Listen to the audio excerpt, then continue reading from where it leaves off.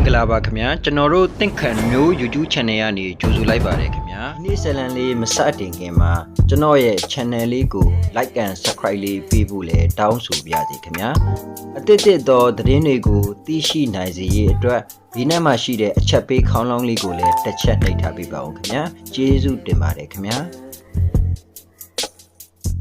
အားလုံးပဲမင်္ဂလာပါခင်ဗျာကျွန်တော်ယခုတင်ဆက်ပေးမယ့်အကြောင်းအရာလေးကတော့ရေခဲတစ်တာတွေကလူတက်မှုဆိုတဲ့ဖြစ်ရမှန်ဇလန်လေးတစ်ပုဒ်ပဲဖြစ်ပါတော့တယ်ခင်ဗျာ1965ခုနှစ်ဇွန်လ23ရက်နေ့အမေရိကန်နိုင်ငံတက်ဆက်ပြည်နယ်ဟူစတန်မြို့ထဲမှာရှိတဲ့ဒုတယ်ကြီးတဲ့အိမ်ထဲမှာရဲတွေဟာချက်ချင်းကြီးပေါ်လာကြပါတယ်ခင်ဗျာအကြောင်းကတော့အတူဝနာရောဂျာဆိုတဲ့အမျိုးသမီးတဦးရဲ့မိတ်ဆွေတယောက်ဟာအတူဝနာရောဂျာနဲ့သူ့၏ခင်မွန်းဖြစ်သူ Fred Roger တို့ကိုမတွေ့တော့တာကြပြီဖြစ်လို့စိုးရိမ်နေပြီးရဲကိုတိုင်ကြားခဲ့တဲ့အတွက်ကြောင့်လည်းဖြစ်ပါတယ်ခင်ဗျာရဲတွေဟာအင်ကိုဝင်လိုက်တဲ့အချိန်မှာအိမ်တစ်ခုလုံးရိုးရိုးရှင်းရှင်းလေးပါပဲ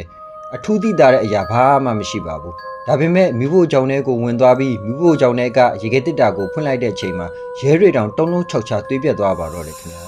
ဘာလို့လဲဆိုတော့အဲ့ရေခဲတစ်တာထဲမှာအချောင်းအတိုင်းအချမ်းအတိုင်းဖြတ်တောက်ထားတဲ့လူသားတွေရဲ့ခန္ဓာကိုယ်အစိပ်ပိုင်းတွေသွားနဲ့လက်တံတို့အထိစနစ်တကျဖြတ်တောက်ထားတာတွေကိုတွေ့ရပါတယ်ခင်ဗျာ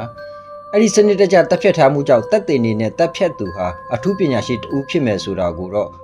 တေချာတယ်ဟုကောက်ချက်ချခဲ့ကြပါတယ်ခင်ဗျာနောက်ဆုံးမှာရဲတွေကရေခဲတစ်တာထဲမှာတွေ့တဲ့အစိပ်ပိုင်းများကိုမျိုးသားဖြစ်သူ Fred Rogers နဲ့ဇနီးဖြစ်သူ Ed Roger တို့ရဲ့ခန္ဓာကိုယ်အစိပ်ပိုင်းများသာဖြစ်ကြောင်းကိုအတည်ပြုခဲ့ကြပါတယ်ခင်ဗျာ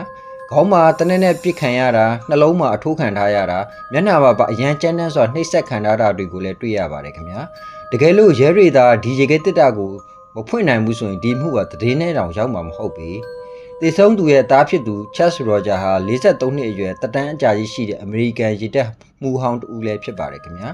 တက္ကသိုလ်မှာ Geophysics စစ်ပညာကိုလေ့လာပြီးနောက်ပိုင်းမှာ Geology ပညာရှင်ဖြစ်လုပ်ကိုင်ဖူးပါတယ်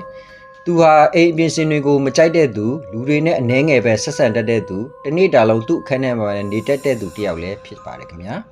အကြောင်းအရာအရရဲတွေစုံစမ်းတဲ့အခါ Charles Roger တယောက်တူတည်းသာအဓိကတန်တရားရှိသူဖြစ်လာပါတယ်ခင်ဗျာဒါပေမဲ့သူ့အခန်းထဲမှာသူရှိတဲ့အရာကိုတစုံတရာမျှမတွေ့ရပါဘူးအခန်းတွင်းကနေရန်တွေမှာလည်းလျှို့ဝှက်တကားနဲ့ထွက်ခွာနိုင်တဲ့လမ်းတစ်ခုကိုလည်းပြုလုပ်ထားပြီးဖြစ်ပါတယ်ခင်ဗျာအဲ့ဒီကလေးက Charles Roger ဟာထွက်ပြေးသွားပြီးမတွေ့ရတော့ပါဘူးသူ့ကိုရှာဖွေမှုတွေတန်တရားဖြစ်တဲ့ထောက်ထားတွေအများကြီးရှိပေမဲ့လည်းတကယ်တမ်းကျသူ့ကိုမဖမ်းမိပါတချို့သတင်းတွေမှာတော့သူဟာတောင်အမေရိကထဲမှာပုန်းနေတယ် CIA နဲ့ပတ်သက်နေတယ်ဆိုတဲ့တန်တရားရှိဖွယ်အချက်တွေလည်းထွက်လာပါတယ်ဗျာတချို့သတင်းစာတွေထဲမှာတော့သူဟာ JFK လောက်ကျန်မှုနဲ့ပါဝင်ပတ်သက်နေတယ်ဆိုတာကိုပါဆက်ဆက်ရေးသားထားတာကိုလည်းတွေ့ရပါတော့တယ်ခင်ဗျာ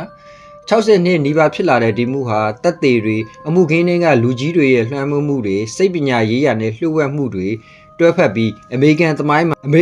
မှာမဖော်ထုတ်နိုင်တဲ့ထူးဆန်းတဲ့လူသက်မှုတွေအနက်တစ်ခုအဖြစ်အမှတ်သားချန်ခဲ့ပါတယ်ဒီအမှုကိုယနေ့ထိမပြေရှင်းနိုင်တဲ့အမှုအဖြစ်သတ်မှတ်ထားပြီးပြည်သက်ကြီးကရောဘလို့ထင်လဲတွေးကြည့်ပါကျေးဇူးတင်ပါတယ်ခင်ဗျာ